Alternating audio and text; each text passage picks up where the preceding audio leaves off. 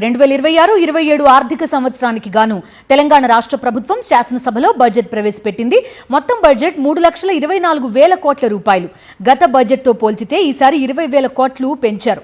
Major schemes అమలే లక్ష్యంగా budget రూపకల్పన జరిగినట్టు ఆర్థిక మంత్రి మల్లు భట్టి విక్రమార్క స్పష్టం చేశారు.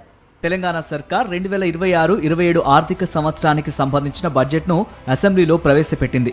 ఈ బడ్జెట్లో సంక్షేమ పథకాలతో పాటు మౌలిక వసతులు, విద్య, ఆరోగ్యం, యువత, పట్టణాభివృద్ధికి సమాన ప్రాధాన్యత ఇచ్చింది. ఎన్నికల సమయంలో ప్రకటించిన 6 గ్యారంటీస్ అమలుకు భారీగా 50,713 కోట్లు కేటాయించింది.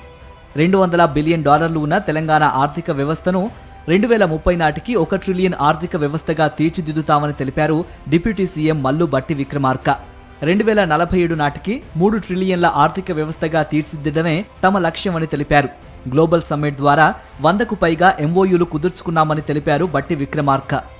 ప్రస్తుతం $200 బిలియన్ గా ఉన్న ఆర్థిక వ్యవస్థను 2034 నాటికి 1 ట్రిలియన్ ఆర్థిక వ్యవస్థగా, 2047 నాటికి 3 ట్రిలియన్ ఆర్థిక వ్యవస్థగా తీర్చిదిద్దే ఒక మహత్తర లక్ష్యాన్ని నిర్దేశించుకున్నాం.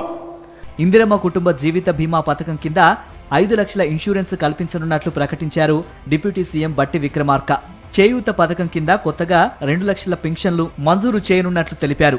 ప్రీ ప్రైమరీ నుంచి ఇంటర్ వరకు ప్రభుత్వ విద్యా సంస్థల్లోని విద్యార్థులకు బ్రేక్ఫాస్ట్ పథకాన్ని ప్రకటించారు.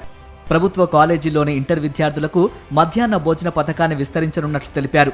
ప్రభుత్వ ఉద్యోగులు, పెన్షనర్లకు నగదు రహిత ఆరోగ్య భద్రతా పథకం ప్రారంభిస్తున్నట్లు ప్రకటించారు భట్టి విక్రమార్క. ప్రభుత్వ జూనియర్ కళాశాలల్లో ఇంటర్మీడియట్ అభ్యసిస్తున్న మన విద్యార్థులకు కూడా ఇకపై నూతనంగా మధ్యాహ్న భోజన పథకాన్ని విస్తరిస్తున్నాం. కొన్ని దశాబ్దాల నుంచి ప్రభుత్వ ఉద్యోగులు మరియు పెన్షనర్లు ఎదురు చూస్తున్నటువంటి నగదు రహిత ఆరోగ్య భద్రతా పథకాన్ని ప్రారంభిస్తున్నాం. మౌలిక వసతుల అభివృద్ధి కోసం ప్రభుత్వం పెద్ద ఎత్తున నిధులు కేటాయించింది.